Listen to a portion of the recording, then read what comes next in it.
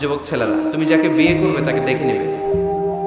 আমার বোনেরা যাদের কানে মাইকের আওয়াজ যায়, আপনি যে ছেলেকে বিয়ে করবেন তাকে দেখে নেবেন। তবে দেখতে গেলে ছেলে, তুমি শুধু মেয়েকে দেখতে পারবে, তোমার বাবা দেখতে পারবে না, তোমার ভাই দেখতে পারবে না, তোমার দুলাভাই দেখতে পারবে। কারণ বিয়ে হওয়ার আগে সবাই ক্যান্ডিডেট। তুমি দেখতে গেছো, তোমার বাপের পছন্দ, মাইয়া তোমার বাপের পছন্দ, বিয়ে হয়ে যাবে, ঠিক কিনা?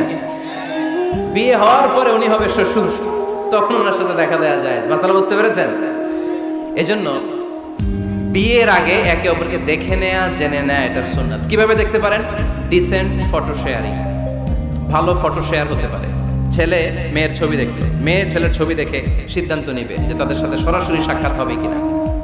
যদি সিদ্ধান্ত নেয় যে এই বিয়েতে আমরা আগাবো, then face to face meeting, but it should be public, not private. Not in the locked room, আবদ্ধ রুমের ভেতরে হতে পারবে না। কারণ আবদ্ধ রুমে যদি কোনো বেগানা নারী আর পুরুষ থাকে, সেখানে দুজন থাকে না, ওই